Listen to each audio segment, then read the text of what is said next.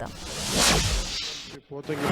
పోతంగి గ్రామం ఉమామహేశ్వర గారికి coffee board member, Krishnarao గారు director Tricor AP schedule tribe cooperative finance corporation limited. ఇక్కడికి వచ్చి విచ్చేసిన ప్రజాప్రతినిధులందరికీ, పెద్దలకి నా హృదయపూర్వక నమస్కారాలు. దాకా 3 నెలల క్రితం నేను చెప్పాను, మళ్ళీ ఇంకొకసారి మన రోడ్ల గురించి మళ్ళీ ఇంకొకసారి వస్తానని చెప్పి ఆ మాటను నిలబెట్టుకునే క్రమంలోనే నేను ఇక్కడికి వచ్చాను మీకోసం. అంటే ఇది ప్రత్యేకించి ఈరోజు ఈ అడవి తల్లి బాట ఈ కార్యక్రమానికి చాలా సంవత్సరాలుగా ఎప్పుడు డోలీల్లో, ముఖ్యంగా మన అరకు, అల్లూరు సీతారామరాజు జిల్లా ఇలాంటి మన గిరిజన ప్రాంతాల్లో సరైన రహదారులు లేక ఇంకా డోలీల్లో కొంచెం ఇబ్బంది పడుతూ ఉంటారు. రహదారి సౌకర్యం లేదు, డోలీ మోతలు తప్పట్లేదు. గర్భిణీ స్త్రీలకు కానీ ఏదైనా కష్టాల్లో ఉన్నా, ఏదైనా ఎనీ అంటువ్యాధులు, కలరా లాంటివి వచ్చినా కానీ ఇవన్నీ చూసి మనకి ప్రత్యేకంగా రోడ్లు ఉండాలి. 100-150 మంది జనం ఉన్నా కానీ, 500 మంది లోపు జనం ఉన్నా కానీ ముందు మనం రీచ్ అవ్వాలి, వాళ్ళకి రోడ్లు వేయాలి అనేది గౌరవ ప్రధానమంత్రి శ్రీ నరేంద్ర మోదీ గారు దీన్ని జన్మన్ కార్యక్రమం కింద తీసుకొచ్చారు. ఇది గ్రామీణ సడక్ యోజన కింద. ఇది రోడ్లు ఇబ్బంది పడుతున్నాం అని చెప్పి మనకు నిధులు లేని సమయంలో గత ప్రభుత్వం ఏం చేస్తుందో తెలుసు, ఆ నిధులన్నీ అడ్డగోలుగా వాడేస్తే రోడ్లు వేయలేకపోయారు. అలాంటి పరిస్థితుల్లో నేను గౌరవ ముఖ్యమంత్రి శ్రీ నారా చంద్రబాబు నాయుడు గారి దగ్గరికి వెళ్ళి, ముఖ్యంగా మన అల్లూరు సీతారామరాజు జిల్లా, అలాగే మన పార్వతీపురం, మన్యం ప్రాంతం, వీటి గురించి మాట్లాడుతూ ఇక్కడ గిరిజన కుటుంబాలకు కానీ, గిరిజన సోదరులకు కానీ, కుటుంబాలకు చాలా ఇబ్బందులు ఉన్నాయి, రోడ్లు కావాలి. అప్పుడు ఇంకా మనకి సెంట్రల్ గవర్నమెంట్ ఫండ్ కూడా రిలీజ్ అవ్వలేదు. వెంటనే నేను అడిగిన ఒక 24 గంటల లోపు ఆయన ఒక 49 కోట్లు రాష్ట్ర ప్రభుత్వం నుంచి శాంక్షన్ చేసి అడవి తల్లి కార్యక్రమానికి శ్రీకారం చుట్టడానికి చాలా బలం ఇచ్చింది. సో మనస్ఫూర్తిగా గౌరవ ముఖ్యమంత్రి శ్రీ నారా చంద్రబాబు నాయుడు గారికి నా హృదయపూర్వక ధన్యవాదాలు తెలుపుకున్నాను. ఈ అడవి తల్లి బాట అంటే నేను దారిలో వస్తూ ఉంటే ఒక్కొక్క ఊర్లు ఎలా ఉన్నాయని చూసుకుంటూ ఉంటే, మన విశాఖపట్నం ఎయిర్పోర్ట్లోంచి దిగి మన అరకుకు వస్తూ ఉంటే చుట్టూతా కొండలు, లోయ ప్రాంతం, జీడి తోటలు, టేకు వృక్షాలకి అల్లుకున్న తీగలు, మధ్యలో నివాసాలు, రిసార్ట్లు, ఒకవైపేమో ఆకుల్ని రాలిపోతూ మూడివరగిన వృక్షాలు ఒకవైపు కనిపిస్తూ ఉంటే, ఇంకోవైపు పచ్చదనంతో చిగురిస్తున్న వృక్షాలు, ఒకవైపు ఆకులు రాలే ఒకవైపు ఉంటే ఇంకోవైపు పచ్చదనంతో, వసంతంతో చిగురిస్తున్న వృక్షాలు ఒకవైపు, రహదారికి 2 వైపులా. అలాగే ఒకవైపు పచ్చటి ఎట్లా ఉన్నాయంటే మన చెట్లు బలంగా రాళ్లకి, రోడ్డుకి ఇరువైపున రాళ్లకి చెట్లు తమ బలమైన వేళ్లతో రహదారికి ఇరువైపులా ఉన్న రాళ్ల మీద పట్టు బిగించి తమ ఉనికిని, బతికే హక్కుని చూపిస్తున్నాయి. అంటే అడవి తల్లి ఎంత బలమైందంటే, అడవిని నమ్ముకుంటే మనకి బొవ్వ పెడద్ది, నీడనిస్తుంది, ఆధారం ఇస్తుంది. అలాంటి అడవి తల్లికి ఏం చేయగలం అనేది గుర్తుకి ఈ పథకానికి అడవి తల్లి బాట అనే పేరు పెట్టాం. అంటే మనకి అడవి తల్లి, నాకు అడవి మీద అత్యంత అపారమైన గౌరవం, అపారమైన ప్రేమ, ప్రకృతి మీద అపారమైన ఇష్టం. అలాంటి అడవి తల్లి బిడ్డలకి మేము ఈ రోజున అడవి తల్లి బాటకు శ్రీకారం చుట్టాం. మనస్ఫూర్తిగా మీ అందరికీ ఇక్కడికి వచ్చినందుకు మీ అందరికీ మరోమారు ధన్యవాదాలు తెలుపుకుంటా ఉన్నాను. దారిలో శంబాల్ నగరి దగ్గర నుంచి భవానీ నగరు, బొడ్డవర, వైకుంఠగిరి, కాశీపట్నం, అలాగే మన ఒక్కొక్కటి చూస్తే మనకి రిసార్ట్స్, ఒకవైపు చూస్తేనేమో సిల్వర్ ఓక్కి చుట్టేసిన మిరియాల పంట, ఇంకోవైపు ముతిగూడ పక్కన మనకు బొర్రా కేవులు, కటిక వాటర్ ఫాల్స్, అనంతగిరి, తట్టుగూడ, నూకాంబిక అమ్మవారి దేవాలయం, తాటిపాక జలపాతం, గాలికొండ వ్యూ పాయింట్, సుంకరమెట్ట ఆఫర్ ట్రైలు, ఇవన్నీ చూస్తూ ఉంటే చాలా అద్భుతమైన ప్రాంతం మన అరకు ప్రాంతం. దీన్ని బాగా సద్వినియోగం చేసుకోవాలి. ఇక్కడ టూరిజం బాగా రావాలి, టూరిజం డెవలప్ అవ్వాలి. ఇవన్నీ చూస్తున్నప్పుడు ఒకటే అనిపించింది, కూటమి ప్రభుత్వం తరఫు నుంచి మనం ఏం చేయగలం? ముందుగా జీవన శైలి మెరుగుపరచాలి, రోడ్లు బాగుండాలి. దాంట్లో భాగంగానే ఈ రోజున అంటే గత ప్రభుత్వానికి దీనికి ఒకటే తేడా ఏంటంటే, గత ప్రభుత్వం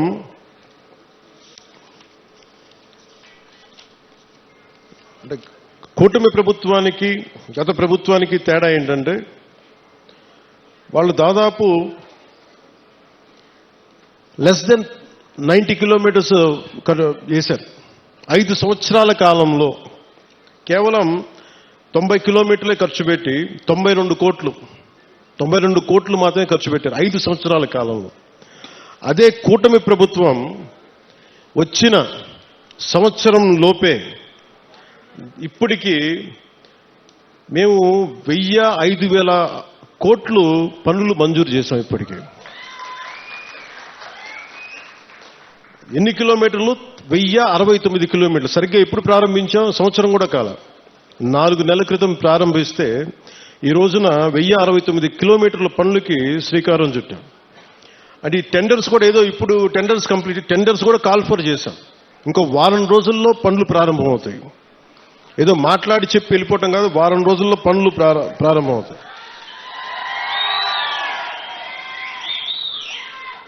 అంటే ఎవరికి ముందుగా ఈ రోడ్లు అంటే, ఎవరికైతే అత్యంత particularly vulnerable group tribal groups ఉన్నాయో వాళ్ళకి చేరటానికి, వాళ్ళకి చేరువవ్వడానికి, వాళ్ళకి చిన్నపాటి సౌకర్యం కల్పించడానికి మా ప్రయత్నం. కూటమి ప్రభుత్వానికి ఇక్కడ ఓట్లు రాలేదు. ఓట్లు పడకపోయినా మీకు బాగోగులను చూడటానికి మేము ఉన్నాం. ఇక్కడ ఓట్ల కోసం రాలేదు. ఓట్ల కోసమే అయితే నేను ఇక్కడ అరకు ఎంపీ గారి పేరు నేను చెప్పక్కర్లా, అరకు ఎమ్మెల్యే గారి పేరు నేను చెప్పక్కర్లా ఇక్కడ. కానీ ఇది ప్రభుత్వం, పార్టీలు మారుతూ ఉంటాయి, కొత్త ప్రభుత్వాలు వస్తుంటాయి, కానీ మనం ఎవరు శత్రువులం కాదు. మనందరం విభేదాలు ఉంటాయి, భావాలు అంటే వైరుధ్యమైన భావాలు ఉంటాయి తప్ప మనం ఎవరు కొట్టుకోవడానికి సిద్ధంగా మనందరం కలిపి ఎవరు ఏ పార్టీ అయినా సరే కూర్చొని అభివృద్ధికి శ్రీకారం చుట్టాలి. దాంట్లో భాగంగానే ఇక్కడ ఇందాక పంచాయతీ ప్రెసిడెంట్స్ అందరూ కొంతమంది మాట్లాడుతూ ఉంటే ఒకటే చెప్తున్నాను. మేము రాగానే 13,326 పంచాయతీలకి 100 రూపాయలు 300 రూపాయలు ఉన్నదాన్ని మేము 10,000 25,000 చేశాం. ఇన్ని సంవత్సరాల్లో 30-40 సంవత్సరాలు కాదు, గత స్వాతంత్రం వచ్చినప్పటి నుంచి ఎప్పుడు ఇంత డబ్బులు పెంచలే. అది ఎవరు కూడా, పంచాయతీలన్నీ గత ప్రభుత్వం పంచాయతీలు. కానీ ఇవేమీ ఆలోచించకుండా ప్రజలు బాగుండాలి అనే ఒక ఏకైక సదుద్దేశంతో మేము ఈ రోజున ఈ పథకానికి శ్రీకారం చుట్టాం. దీనికి మనకున్న ఇట్లాంటి పర్టికులర్లీ వల్నరబుల్ గ్రూప్ ట్రైబ్స్ అంటే ఇది చాలా తక్కువ సంఖ్యా బలంలో ఉన్న మన గిరిజన తెగలు.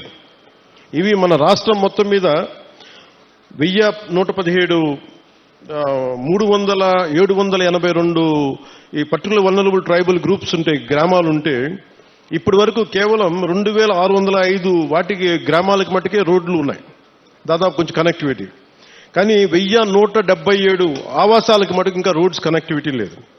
సో వాటిని తీర్చడానికి, ఆ రోడ్లు కనెక్టివిటీని పెంచడానికి అడవి తల్లి బాట కార్యక్రమం కింద ఇప్పుడు మనం చేపట్టబోయే కార్యక్రమం 24-25కి 601 PVTG particularly vulnerable tribal groups ఆవాసాలకి 1069 కిలోమీటర్ల రోడ్లు కనెక్టివిటీని అందించడానికి 1005 కోట్లతోటి పనులు మంజూరు చేశాం.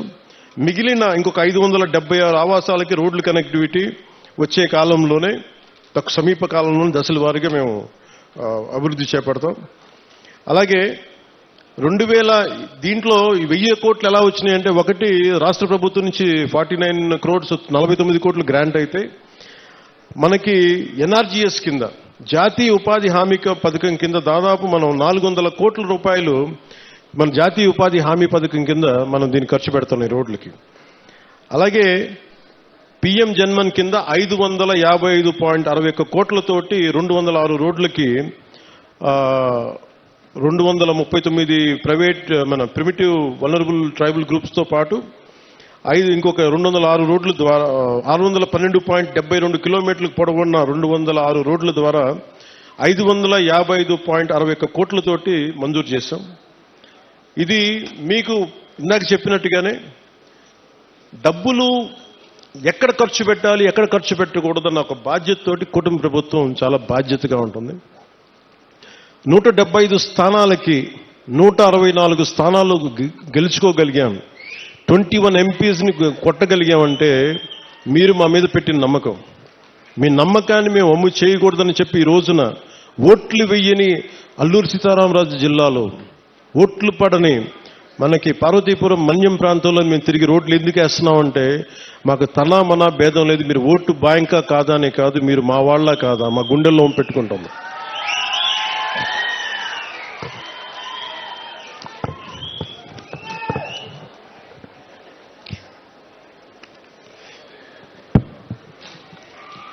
అలా ఇందాక కోడి తెగకు చెందిన గిరిజన మహిళలు చేసిన దింసా నృత్యం చాలా అద్భుతంగా ఉంది. వారికి నా ప్రత్యేక ధన్యవాదాలు తెలియజేసుకున్నాను. అలాగే కువి లాంగ్వేజ్లో, కువి భాషలో నేను మాట్లాడాను. అంటే వాళ్ళు నేర్చుకొని కొంత అక్కడ పెద్దపాడుకు చెందిన శ్రీమతి మ్యాగీ గారు కొన్ని గ్రామ సమస్యలను దృష్టికి తీసుకొచ్చారు. అలాగే ప్రైమరీ స్కూల్లో పెద్దపాడు టీచర్ రంగయ్య గారు ప్రత్యేకించి పిల్లలకి ఎలా పాఠాలు చెప్తారో చెప్పి చాలా అద్భుతంగా చేశారు. చాలా అలాగే వర్షాలు పడుతున్న సమయంలో మాకు స్కూల్కి నీళ్లు గారిపోతున్నాయంటే వెంటనే అతి సమీపంలోనే అంటే వెంటనే 12 పనులు అడిగారు. ఆ 12 పనులని మంజూరు చేశాం. అది కూడా మీ దృష్టికి తీసుకొస్తా ఉన్నాను. 2018లో నేను ఇక్కడ ప్రత్యేకించి అరకు ప్రాంతంలో తిరిగాను. ఇక్కడ అరకు ప్రాంతంలో తిరుగుతున్నప్పుడు చాలామంది యువత ఆ రోజుల్లో కూడా నాకు గంజాయి ఎక్కువగా వెళ్ళిపోతున్నారు, యువత గంజాయి సాగుకి వెళ్ళిపోతున్నారు, దాన్ని నలిగిపోతున్నారు జీవితంలో. నేను ఒకటే చెప్పాను ఆ రోజు కూడా, మన అరకు మన పాడేరు సెంటర్లో కూడా చెప్పాను. గంజాయి అనేది మటుకు ప్రత్యేకించి అది ఒక సామాజిక రాజకీయ సమస్యగానే చూడాలి, ఆర్థిక సమస్యగా చూడాలి తప్ప దానిని కక్ష సాధింపుగా ఉండకూడదు. దాన్ని దయచేసి ఆ రోజైతే ఏం చెప్పాను, ఈరోజు కూడా అదే చెప్తున్నాను. యువత దయచేసి గంజాయి సాగు వైపు కానీ గంజాయి వ్యసనాలకు మటుకు లోనవ్వకండి. ఎందుకంటే తప్పుడు దారిలో వెళ్తే ఏదో ఒక రోజు మనం ఇబ్బంది పాలైపోతాం. వ్యసనాలకి బానిసైతే మటుకు ఒళ్ళు పాడైపోద్ది, కుటుంబాలు ఛిద్రం అయిపోతాయి. ఇవన్నీ దృష్టిలో పెట్టుకొని మీరు ఒకసారి ఆలోచించి ఆల్టర్నేట్ ఏం చేయాలి. టూరిజంని డెవలప్ చేస్తున్నాం, యువత అంతా టూరిజం వైపు వెళ్ళండి. ఎందుకంటే పరిశ్రమలు పెట్టడానికి కూడా కొంచెం ఇబ్బంది ఉంటుంది. ఇందాక చాపరాయి దగ్గర బ్రిడ్జ్ అడిగారు. మన చాపరాయి మన ఇంతనా చాపరాయి కదా, చాపరాయి గంగమ్మ రైట్.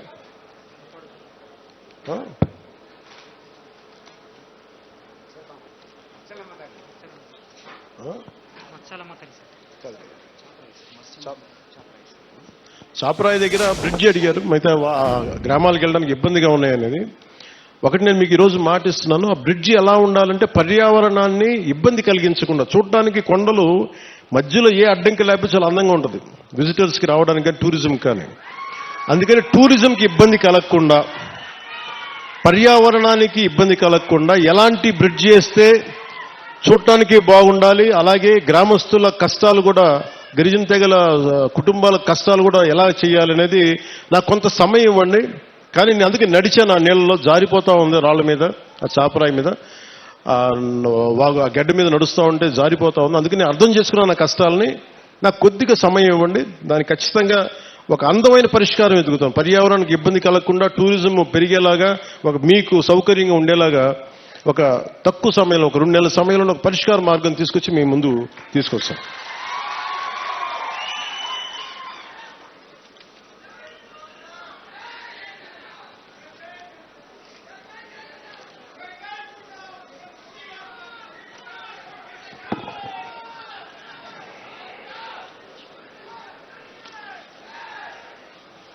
అంటే మనం ఒకసారి పెద్ద పనులు చేయడం వీటన్నిటికంటే కూడా చిన్న చిన్న కష్టాలు ఇంకొకరికి ఆనకపోవచ్చు. ఆ కష్టం, నా కష్టం కూడా ఎప్పుడు కష్టాలు. నేను ఒక గిరిజన గ్రామంలో ఉంటే, ఒక తాండాలో నేను పెరుగుతూ ఉంటే, నాకు నిజంగా నా సోదరుకో ఎవరికో ఒక చిన్నపాటి ఇబ్బంది వచ్చి నేను హాస్పిటల్కి తీసుకెళ్ళినప్పుడు రోడ్డు సౌకర్యం లేక డోలీ మీద తీసుకెళ్ళాలి అంటే ఎంత కష్టపడతామో, ఎంత ఇబ్బంది ఉంటుందో నేను అనుభవించకపోయినా కానీ నాకు ఆ కష్టం నేను మనుషుల్ని చూసి అర్థం చేసుకున్నాను. అందుకనే మనం రాగానే ముఖ్యమంత్రి చంద్రబాబు గారు దాదాపు 49 కోట్లు ఇస్తే వెంటనే మనం చేయగలిగింది ఏంటంటే వెంటనే ఈ మన అనంతగిరి మండలంలో ఒక పర్టికులర్ గ్రామానికి వెళ్ళి అక్కడ సకాలంలో పొలంగూడ గ్రామానికి మనకి శ్రీకాకుళం జిల్లా కొత్తూరు మండలం గొట్టుపల్లి నుండి పొలంగూడ గ్రామానికి నూతనంగా కొత్తగా బీటీ రోడ్డు నిర్మాణం చేపడితే మొదటిసారి ఆ గిరిజన గ్రామంలో అంబులెన్స్ కూత వినిపించింది. అంటే సకాలంలో సరైన సమయానికి అంబులెన్స్ రావడంతో ఒక గిరిజన గర్భిణీ మహిళ సకాలంలో ఆసుపత్రికి చేరి ఒక ఆరోగ్యవంతమైన శిశువుకి ఒక బిడ్డకి జన్మనిచ్చింది. ఈ రహదారి ద్వారా 6 గిరిజన ఆవాసాల గ్రామాలకు చెందిన 1260 మంది డోలీ మోతల నుంచి విముక్తి పొందారు. ఇది ఒక అద్భుతమైన ఒక 10,000 మందికి పనిచేసేది కాకపోవచ్చు, ఒక డబ్బులు రాకపోవచ్చు, ఓట్లు రాకపోవచ్చు, దానివల్ల ఆదాయం డబ్బు ప్రభుత్వానికి రాకపోవచ్చు, కానీ మీ కష్టంలో మేము ఉన్నాం. మా కూటమి ప్రభుత్వం ఇది మంచి ప్రభుత్వం, ఆ ప్రభుత్వం కూడా నేను వాటన్నిటికంటే కూడా మీకు అండగా నిలబడే ప్రభుత్వం కూటమి ప్రభుత్వం. నేను ప్రత్యేకించి ఈరోజు మిమ్మల్ని కోరుకుంటుంది, 2018లో నేను ఇక్కడ తిరిగాను పోరాట యాత్ర. అప్పుడు అన్ని కష్టాలను చూశాను. ఎందుకంటే నేను కార్యకర్తలకు కూడా, జనసేన నాయకులకి, జనసేన కార్యకర్తలకు అప్పటికీ చెప్పాను, ఇప్పటికీ చెప్తున్నాను. అలాగే మన కూటమి నాయకులందరితో కూడా నేను ఈ భావాల్ని పంచుకుంటా ఉన్నాను. మనం కనుక ప్రజలతో మమేకమై తిరిగి కష్టాలని, వాళ్ళు ఏం కష్టాలు పడుతున్నారో మనం నిజంగా చేయగలిగితే, నాకు ఆ మనసు నలిగిపోయాను 2018 పోరాట యాత్ర అప్పుడు.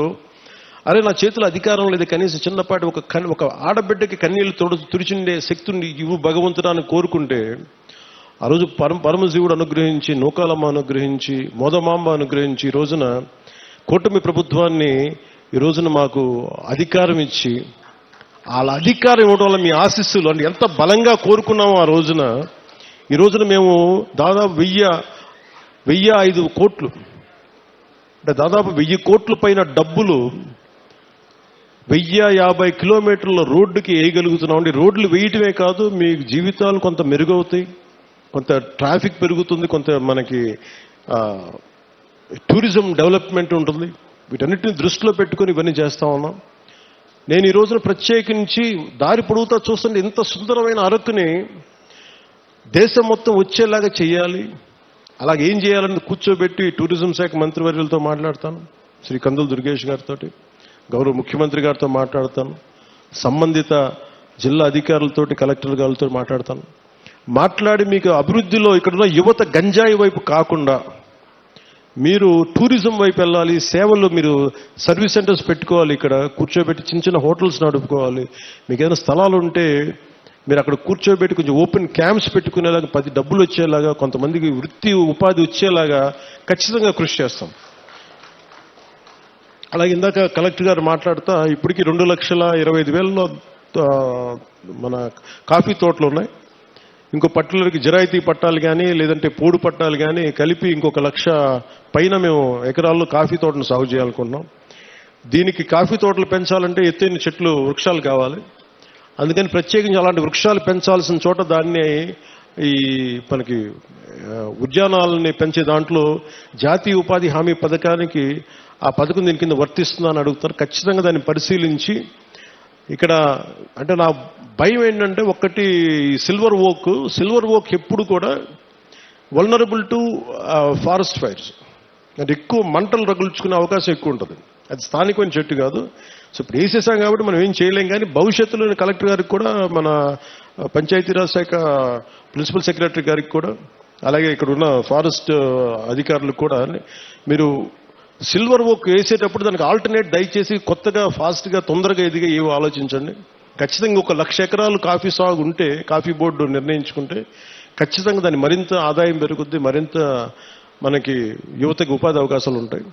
దీన్ని దృష్టిలో పెట్టుకుని పర్యావరణానికి, ఎందుకంటే ఎసిడిక్ ఎక్కువైపోద్ది, మన ఎసిడిక్ సాయిల్లో ఎసిడిటీ పెరిగిపోద్ది ఈ సిల్వర్ ఓక్ వేస్తే. అది మన నేటివ్ ప్లాంట్ కాదు. అందుకనే పనస కానీ మామిడి కానీ ఇంకా తొందరగా ఎదిగే మొక్కలు ఏమున్నాయి, వీటన్నిటి వృక్షాలు ఏమున్నాయి, వీటిని దృష్టిలో పెట్టుకొని ఖచ్చితంగా కలెక్టర్ గారు అడిగిన ఈ ప్రతిపాదన ముందుకు తీసుకెళ్తాం. ఖచ్చితంగా 1,00,000 ఎకరాల్లో కాఫీ తోటని ముఖ్యమంత్రి గారు తెలియజేశారు.